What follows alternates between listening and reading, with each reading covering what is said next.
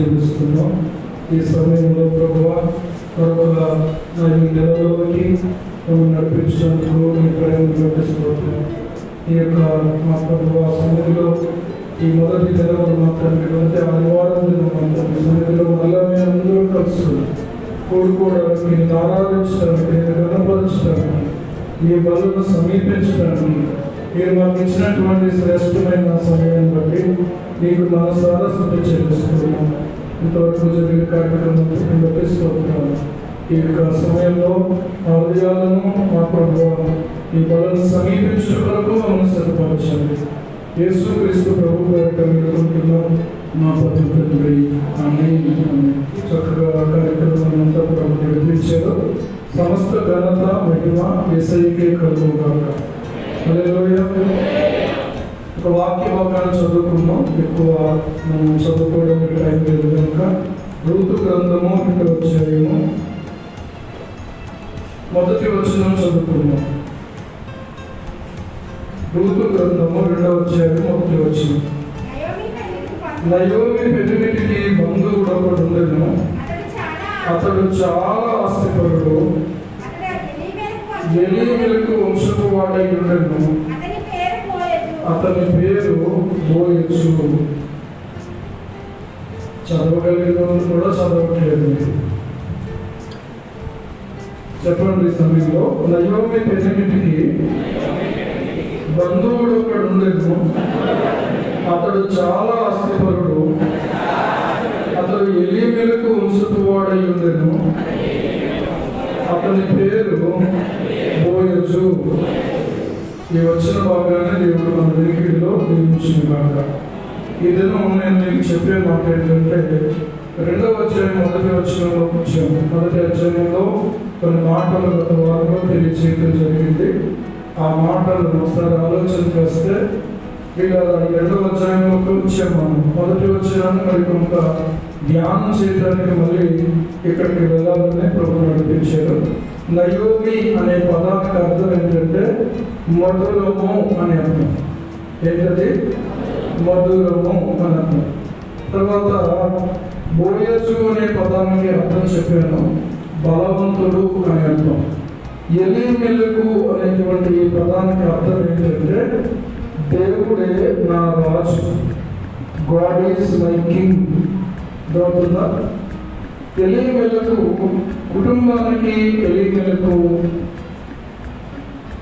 ఒక వంశానికి చెందినటువంటి వాడైన బోయజు ఉండగా ఎలీమెలకు గురించి ఒక మాట చెప్తాను నేను. ఎలీమెలకు నయోమి యొక్క భర్త.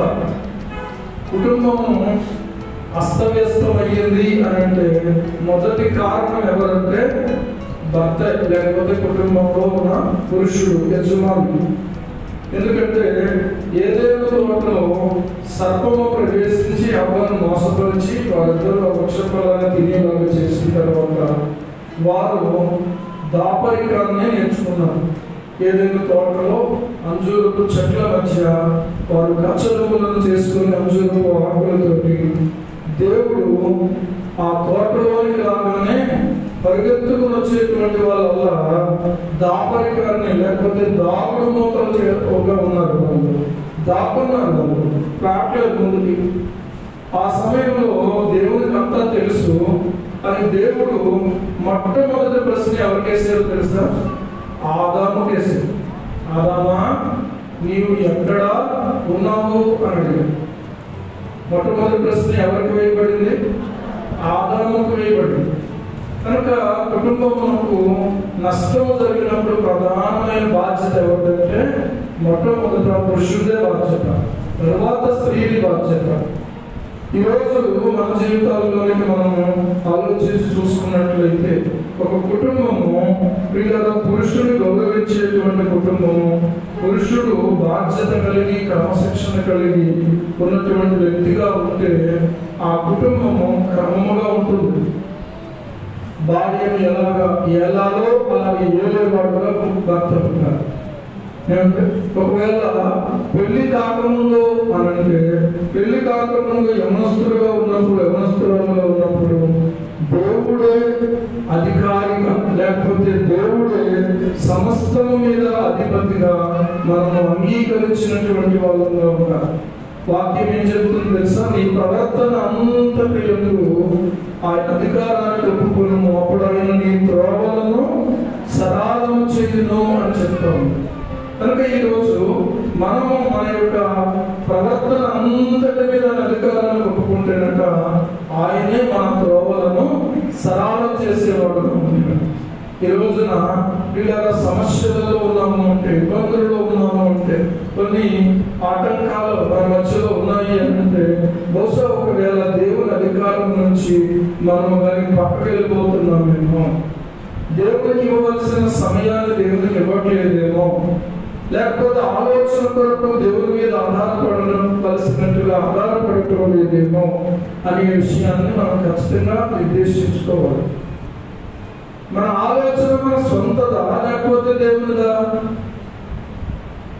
మన ఆలోచన మన సొంతదైతే దానికి బాధ్యత వహించాల్సింది మనమే. యోనా తన సొంత ఆలోచన బట్టి ఏమైపోయాడో తెలుసా? నీనేవేకు వెళ్ళాల్సిన వాడు దేవుడేమో నీనేవేకు వెళ్ళమంటే ఇతడేమో తర్షీషుకు వెళ్ళడానికి సిద్ధపడ్డాడు. దేవుని ఆలోచన ఏంటంటే నీనేవేకు వెళ్ళాలి, ఇక్కడ సువార్తను ప్రకటించాలి. అక్కడ ఉన్నటువంటి 120,000 మంది కంటే ఎక్కువైనటువంటి జనము ఆయన మాట విని పశ్చాత్తాపడి వారు మనసు పొంది రక్షించబడాలనే దేవుని ఆలోచన. మరి ఇతను తర్షీషుకు వెళ్ళడం యొక్క ఆలోచన ఏంటి? లోకంలో ఉన్నటువంటి సంపదలు ఏవో సమకూర్చుకోవడానికి ఇతను అక్కడికి వెళ్ళాలనుకుంటున్నాడేమో. ఈరోజు మన లాభం చూసుకుంటున్నామా, దేవుని పని చూస్తున్నామా? మన లాభమే మనం చూసుకునేటువంటి వారిగా ఉన్నట్లయితే మనం స్వార్థపరులము, స్వచ్ఛతను ఆధారం చేసుకునేవాళ్ళము, సొంత బుద్ధిని ఆధారం చేసుకునేవాళ్ళము. కనుక జాగ్రత్త సుమా. యోనా గ్రంథం దేవుడు అందుకే బైబిల్లో పెట్టాడు. యోనా గ్రంథం మనకి ఏం నేర్పుతుంది? నీ సొంత ఆలోచనకి దాని పర్యవసానం చాలా భయంకరంగా ఉంటాయి. ఇక్కడ కూడా ఆలోచన చేస్తే ఎలీమెలకు యొక్క సొంత ఆలోచన ఇది. రొట్టెల గృహం నుండి వెళ్ళిపోయి ఎక్కడో మోయాబు దేశానికి వెళ్ళిపోవాలనుకుంటున్నాడు. సమస్యలు రాకుండా ఉండవు, ఇబ్బందులు రాకుండా ఉండవు. భార్య భర్తలు కలిసి ఆలోచన చేయాల్సిన దానికి బదులుగా వాళ్ళ సొంత నిర్ణయం తీసేసుకున్నారు. సొంత నిర్ణయం తీసేసుకున్నాం. మనం చేసే నిర్ణయం మొదట దేవుని ముందు పెట్టాలి, తర్వాత దైవజనుని ముందు పెట్టాలి, దేవుని వాక్యంతో సరి చూసుకోవాలి. అప్పుడే మన జీవితాలు క్షేమకరంగా ఉంటాయి. దేవుని స్తోత్రం కలుగుతుంది. ఎలా ఉంటాయి? క్షేమకరంగా ఉంటాయి. కనుక ఈ రోజు ఎలీమెలకు యొక్క కుటుంబం పరిస్థితి చూస్తే అక్కడికి వెళ్ళిన తర్వాత 10 సంవత్సరాల కాలం అక్కడ ఉన్నటువంటి తర్వాత నయోమికి పెళ్లికి లేకుండా పోయాడు, రూతుకు పెళ్లికి లేకుండా పోయాడు, వాటికు పెళ్లికి లేకుండా పోయాడు. ఇలాంటి యొక్క పరిస్థితుల్లో రూతు చేసుకున్నటువంటి ఒక మంచి నిర్ణయాన్ని బట్టి రూతును దేవుడు హెచ్చించాడు అని చెప్పడానికి ఏ విధమైన సందేహం లేదు. రూతును దేవుడు ఆశీర్వదించాడు అని చెప్పడానికి ఏ విధమైన సందేహం లేదు. రూతును దేవుడు హెచ్చించాడు అనడానికి ఏ విధమైన సందేహం లేదు. ఇక్కడ మీరు జ్ఞాపకం చేసుకోవాలి, కొన్ని పేర్లు చాలా మంచిగా పెట్టుకుంటాం మనం, కానీ ఆ పేర్లకు తగినట్టుగా బ్రతకం. ఎలీమెలకు అంటే అర్థం ఏంటి? దేవుడే నా రాజు, my god is my king. నా దేవుడు ఎవరో పరిశుద్ధుడు, నా దేవుడు ఎవరో సర్వాధికారి, నా దేవుడు ఎవరో సర్వశక్తిమంతుడు, నా దేవుడు ఎవరో సర్వ శరీరులకు దేవుడు, నా దేవుడు ఎవరో ప్రకృతి అంతటికే దేవుడు, ఆయన పంచభూతాలు నిర్మించిన వాడు నా దేవుడు. నా దేవుడు ఎవరు? నా పరిస్థితులకు సరిదిద్దగలిగిన వాడు, సరిచేయగలిగిన వాడు, ఏ పరిస్థితిలో ఉన్నా నాకు సహాయం చేయగలిగిన వాడు. పాటైతే పాడేస్తున్నాం ఏమనంటే యేసు చాలును, యేసు చాలును, కానీ యేసు దగ్గరకు రావు, వాక్యం దగ్గరకు రావు, సహవాసంలోకి రావు. పాటైతే పాడేసిన అయిపోయిందనుకుంటున్నాం అంతే. ఏ సమయమైనా ఏ స్థితికైనా నా జీవితంలో ఎవరు చాలు? యేసు చాలును. పాడదాం ఒకసారి. ఏ సమయమైనా ఏ స్థితికైనా నా జీవితంలో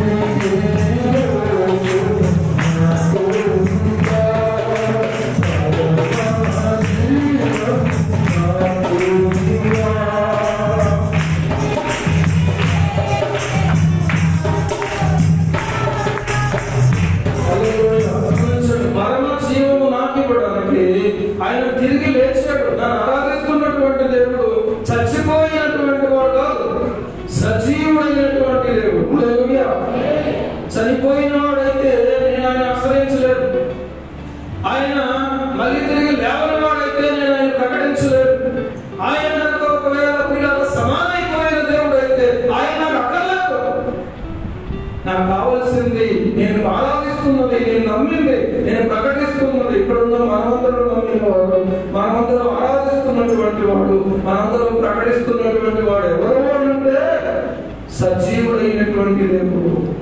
ఆయన పరమ జీవాన్ని నాకు ఇవ్వడం కోసము తిరిగి లేచిన దేవుడు. హల్లెలూయా. అంతేకాదు వీళ్ళ నిరంతరము నడిపించేవాడు. నిరంతరము నడిపించేవాడు వదిలేస్తాడా?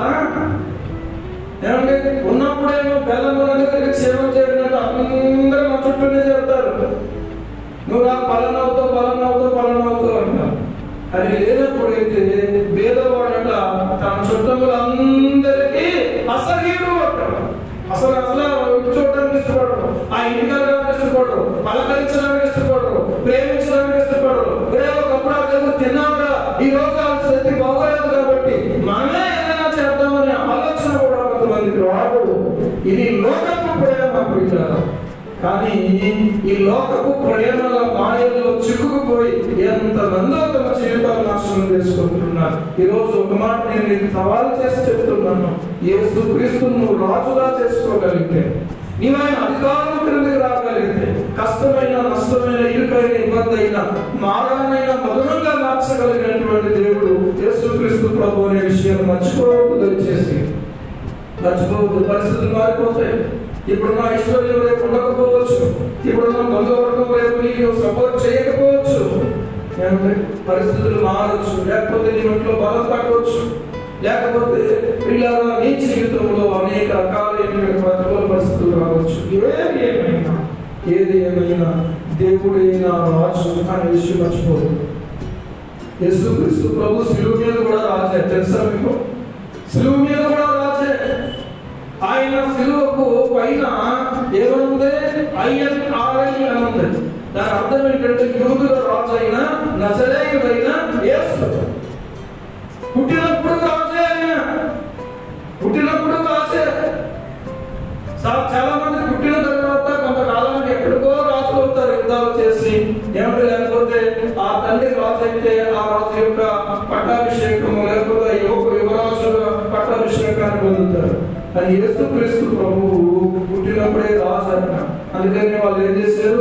తూర్పు దేశ జ్ఞానులు వచ్చి యూదుల రాజుగా పుట్టినవాడు ఎక్కడ ఉన్నాడని ప్రశ్నించారు. యూదుల రాజుగా పుట్టినవాడు ఎక్కడ ఉన్నాడని ప్రశ్నించి ఆయనను కనుగొని ఆయనకు సాగిలపడి ఆయన ఆరాధించారు. ఆయనకు సాగిలపడి వచ్చా నీకు? ఆయన ఆరాధించడం వచ్చారు.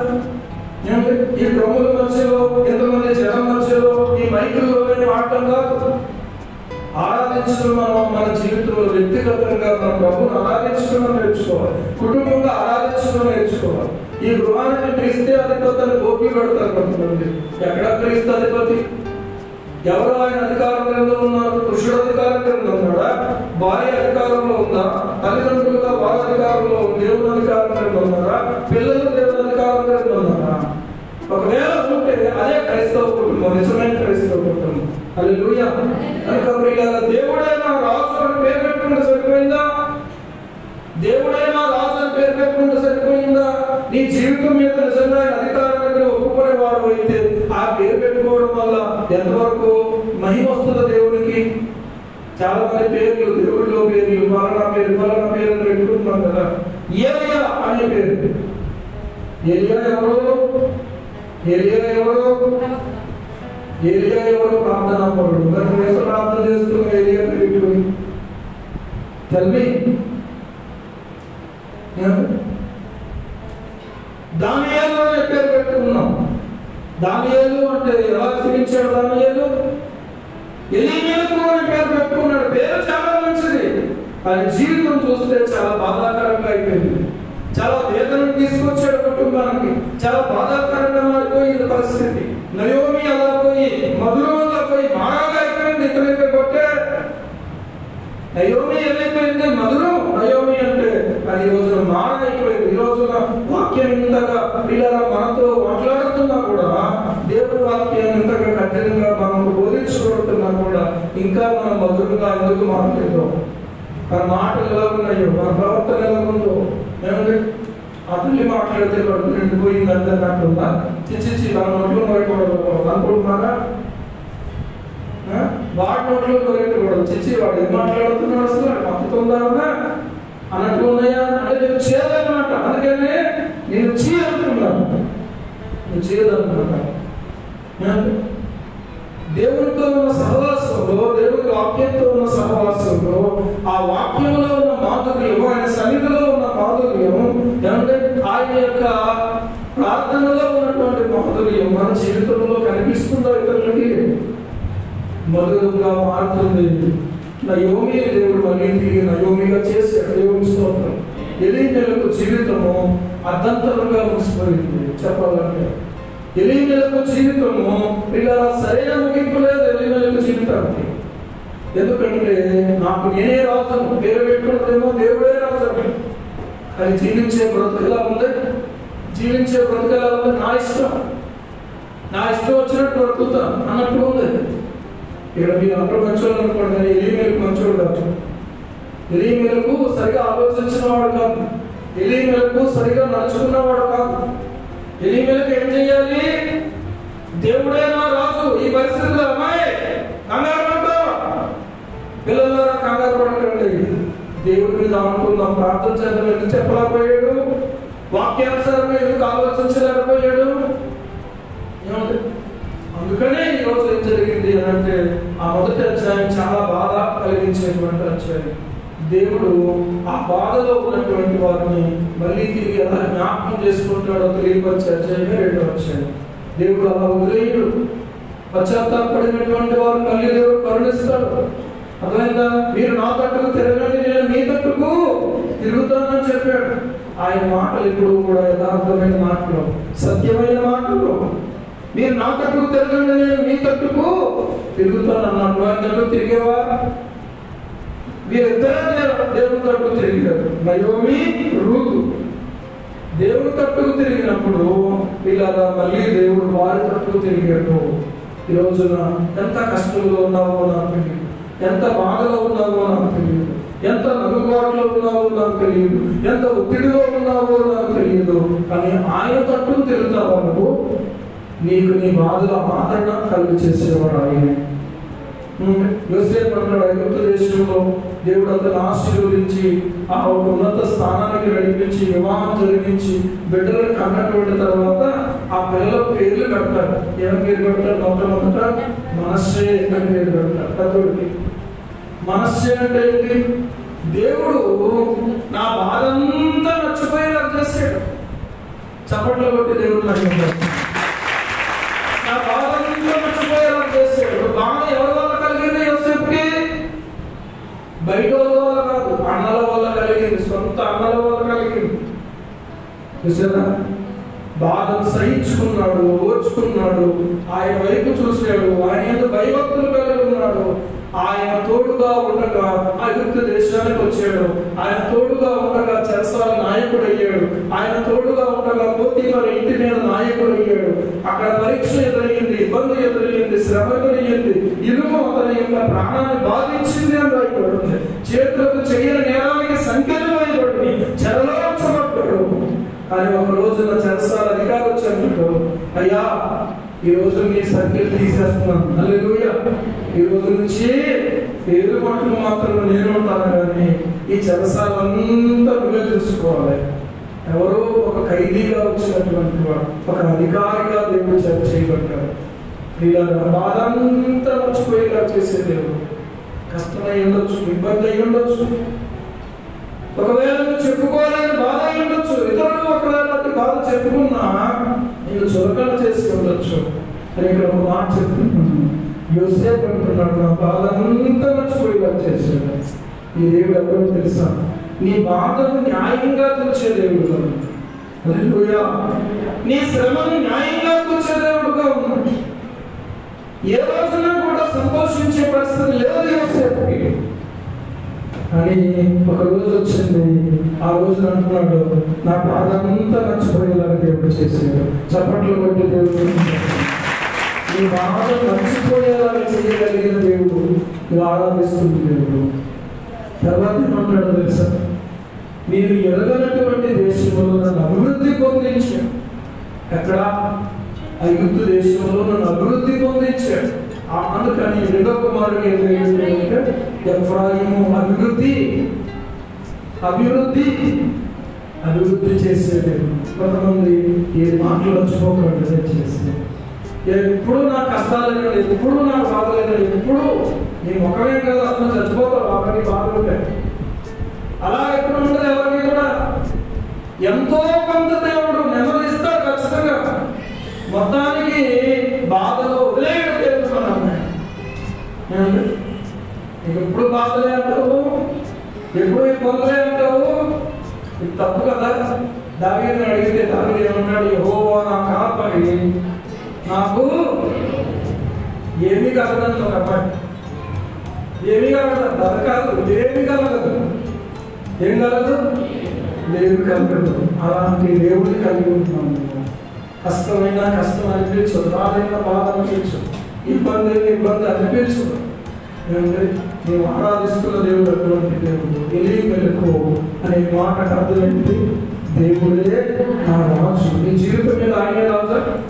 నీకు నువ్వే వెతికేసుకుంటున్నావు అబ్బాయిని అమ్మాయిని. ఎవరెవరునో పిల్లలు నీ జీవితంలో తెచ్చేసుకుంటున్నావా?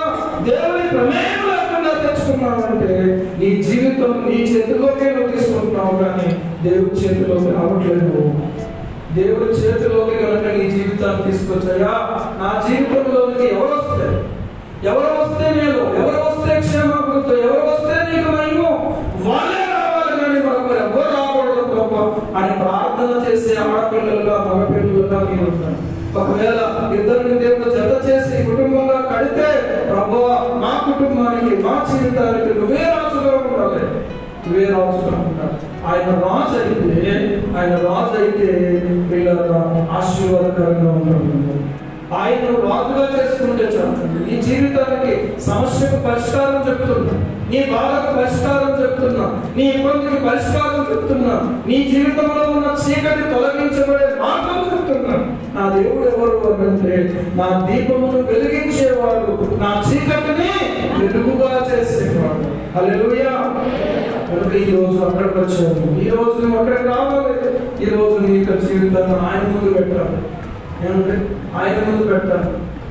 ఈ రోజు నువ్వు అలా చేయగలిగినట్లయితే నీ జీవితంలో మళ్ళీ పువ్వులు పూయిస్తాడు, ఫలాలు పండిస్తాడు, ఫలభరితంగా చేస్తాడు, సువాసన భరితంగా చేస్తాడు. నీ జీవితాన్ని చూస్తేనే ఆశ్చర్యంగా మార్చేస్తాడు. నీకే అంతగా ఉంటుంది, నీకే ఆశ్చర్యంగా ఉంటుంది. నేను ఎలా చేయగలిగాను?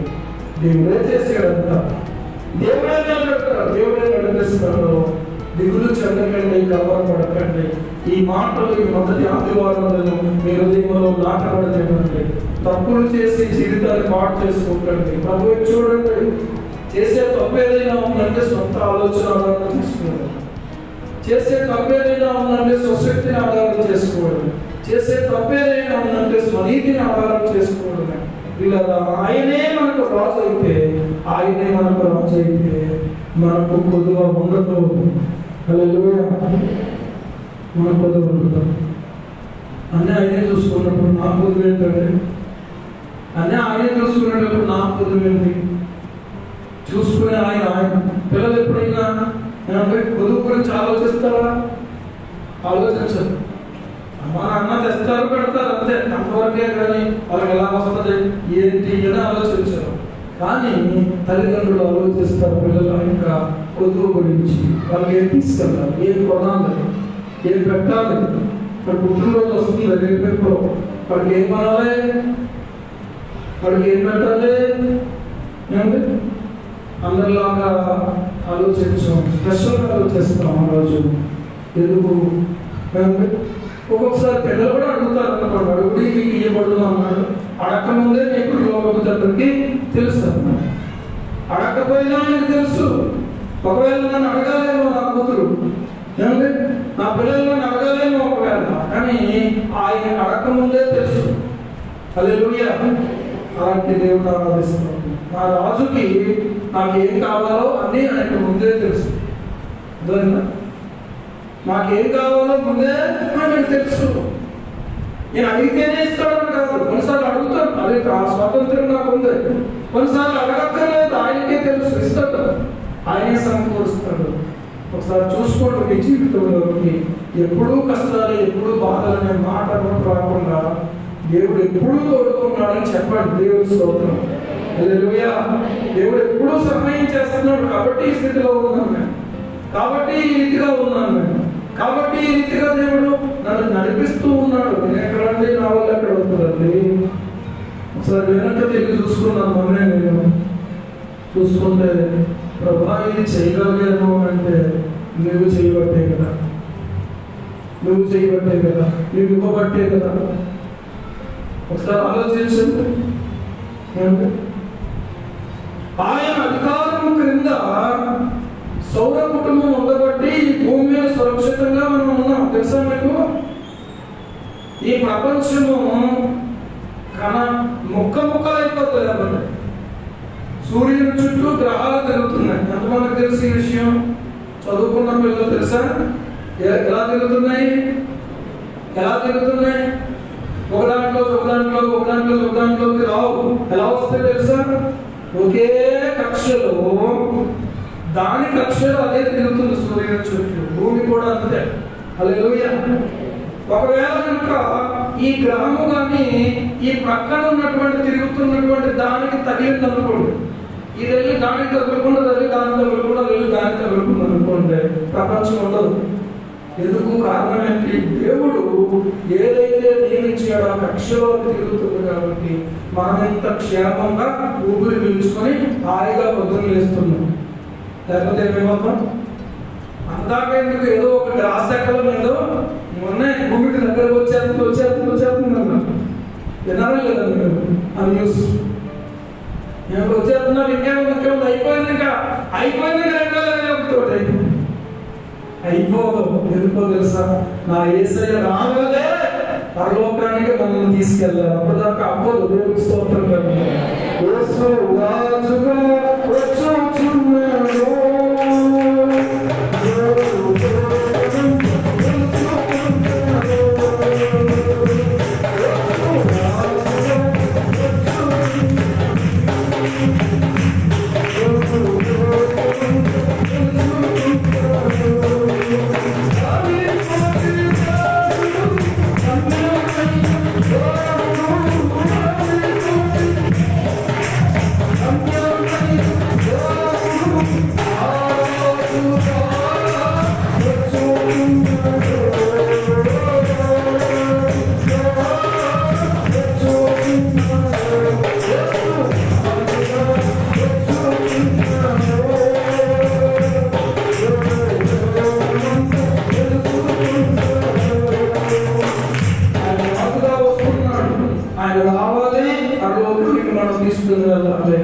భూమి మీద మరికొంతకాలం భయంకరమైన పరిస్థితులు ఉంటాయి.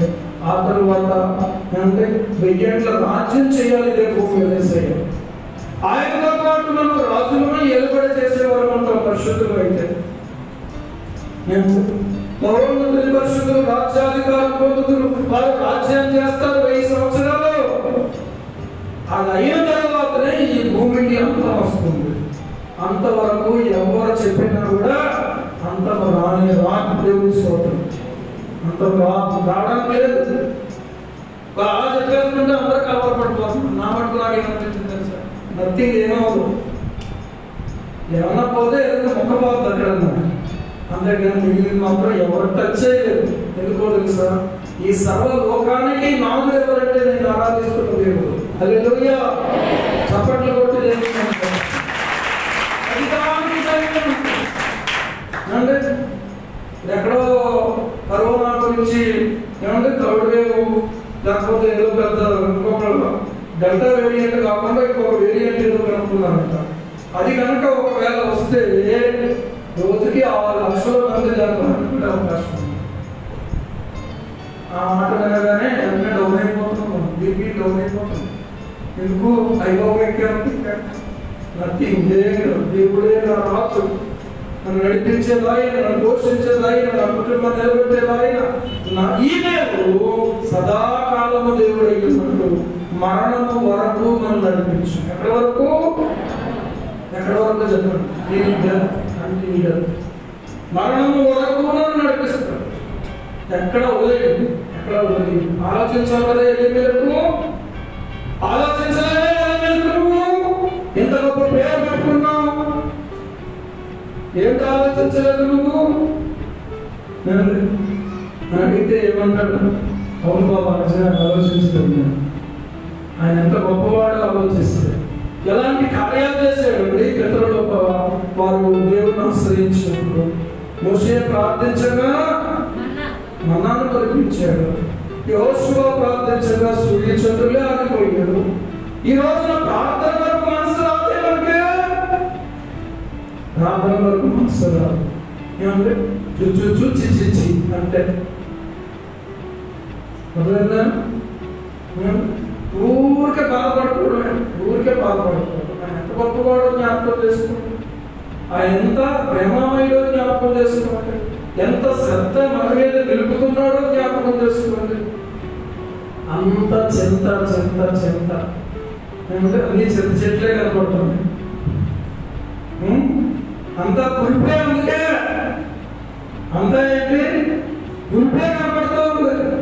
మాధుర్యం కనపడట్లేదు. చెరే కనపడతా ఉంది, మాధుర్యం కనపడట్లేదు, తీపి కనిపించట్లేదు. ఎందుకో తెలుసా? కావాలని నీకు నువ్వే నేను పుట్టించుకున్నట్టు, నేను నడిపించేసుకున్నట్టు, ఏమంటే నీకు నువ్వే అన్ని చేసేసుకున్నట్టు ఆలోచించుకుంటున్నావు కదా. అందుకని ఏమైపోతున్నావు తెలుసా? వీక్ అయిపోతుంది.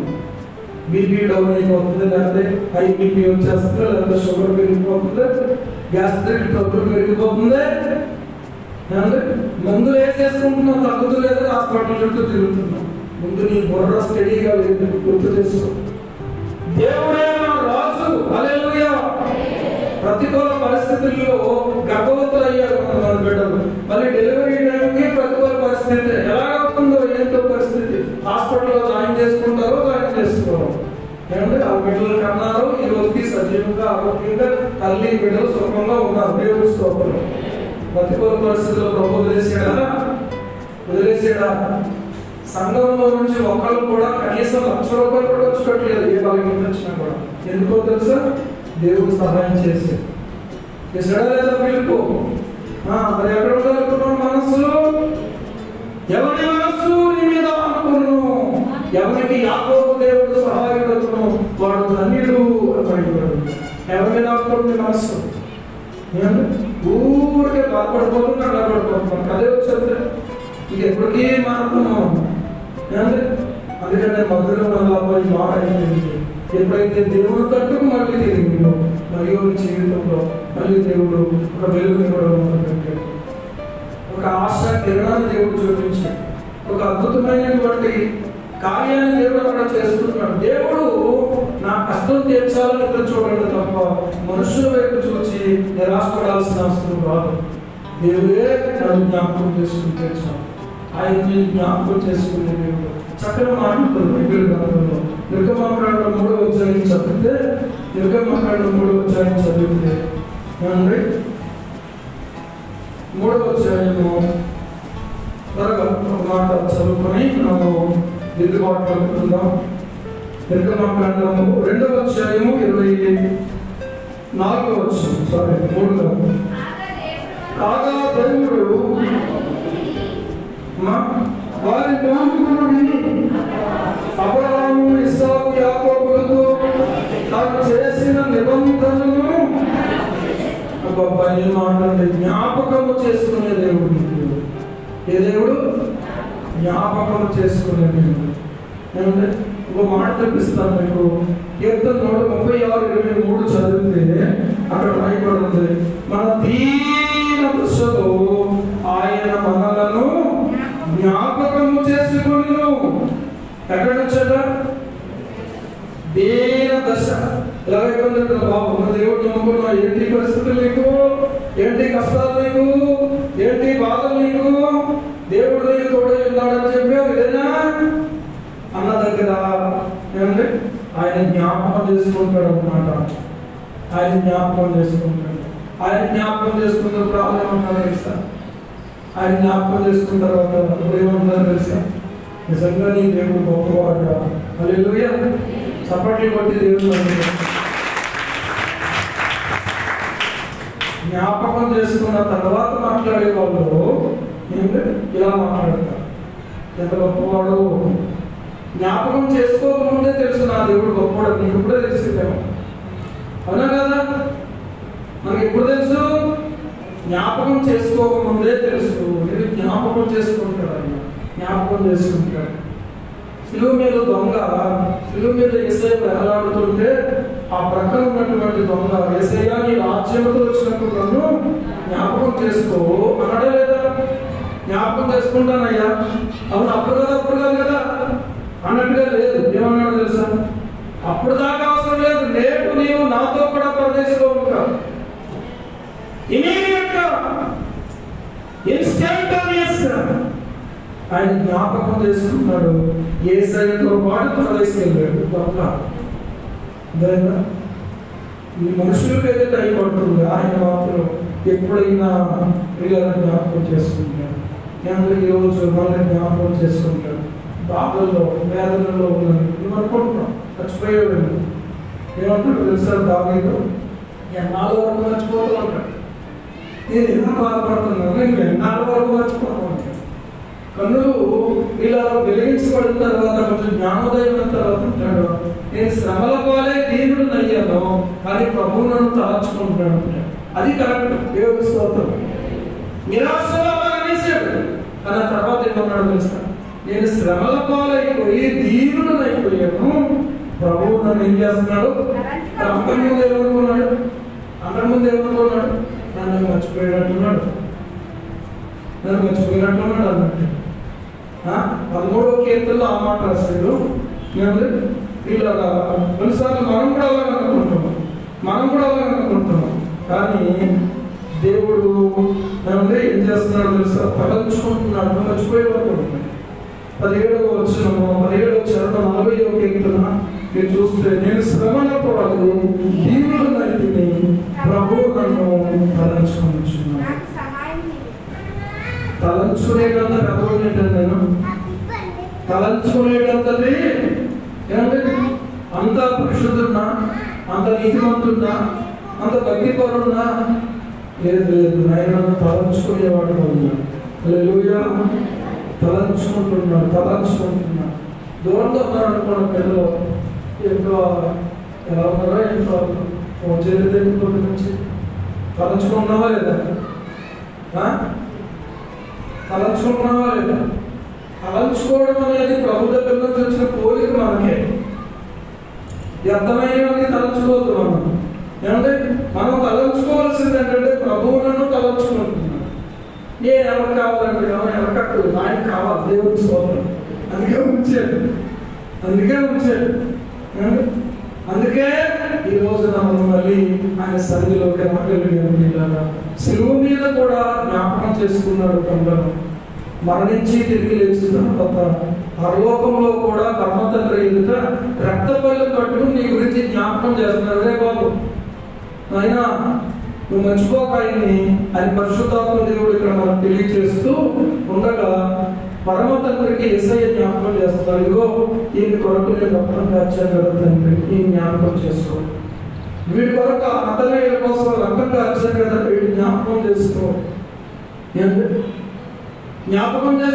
అని చెప్పి రక్తపల్లం పట్టుకుని నీ కొరకు జ్ఞాపకం చేస్తున్నారు. మనం ఏంటి గుడ్లు నిద్రపోతున్నాం. అయితే సోమరతనం విడిచిపెట్టండి, అనాలోచన విడిచిపెట్టండి. ఒకసారి పాపం చూద్దాం, ప్రార్థన చేసుకుందాం. మోకరించండి. ప్రభువు నన్ను తలంచుకోవచ్చు. ఎంత మంచి మాట పిల్లలు.